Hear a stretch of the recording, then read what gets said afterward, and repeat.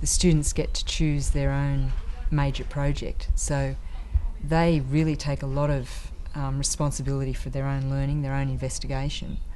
And the rewards that come from that, you see students that are so pleased with what they've achieved from that particular course. And it's just, that's another case where the teacher is just facilitating the learning there as a supervisor. It's the students that are on that journey, that learning journey. I think the rapport that you build with the senior students is very important in developing that, I suppose, the structure in the classroom and their involvement in the classroom as well.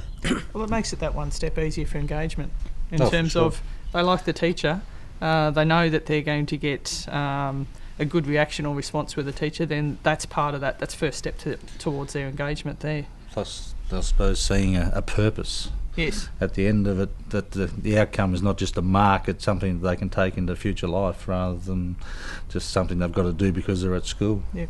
It's part of that support network, isn't it? I mean, we have these high expectations of the students, but we have to also provide a lot of support for them as well, and that relationship with the students is extremely important in providing that support. And they always make the door open for you. Yeah. If you have an assessment and you don't quite understand it, they're happy to have tutorials with you. They're happy for you to hand it in early if you're not sure if it's right, to go over it and make sure that everything's correct. Yeah, they're always open to like different ways of teaching you. Like they'll dictate, but then some people who learn a lot more visually, they'll put on movies and all that other kind of stuff. Or they'll write on the board. An example too is all of us do advanced English, and for an English task we study the book In the Skin of a Lion, which is a lot of different contexts, and you have to look at so many different aspects of the book, which each member of the class did a different aspect of the book, and we made a booklet that each class member was given. So we kind of, in a way, we're helping each other with our learning. Yeah, we're doing that now in extension Yeah, history. we're also doing that. Yeah, in We're extension looking history. at all different books, and then we're combining all the stuff that we've done individually to help each other. Yeah, share it around the class. Yeah.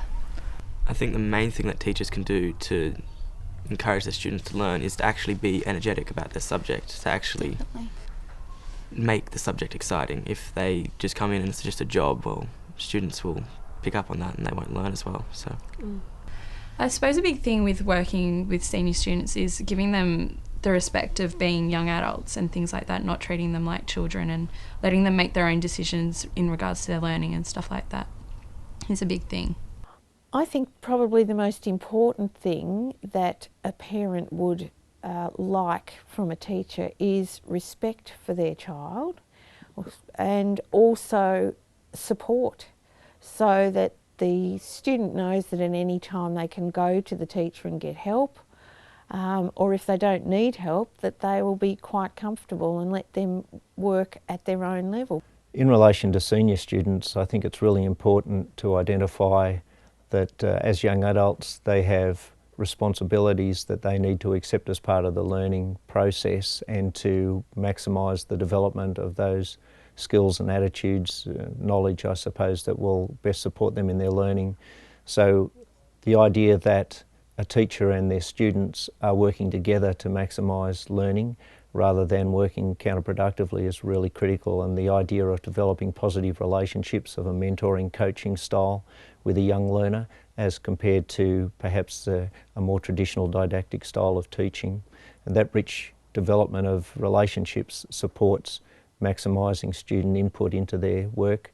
I think it commits students more fully to their learning. They feel more responsible as part of a team to produce their best work, so that you're always modelling and supporting good performance across a group, as a group rather than as individuals.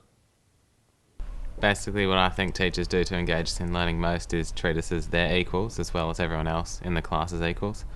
So they don't set themselves apart from us, because they'll learn new things during the course and we're learning most of the things for the first time, so they understand that and they can relate really.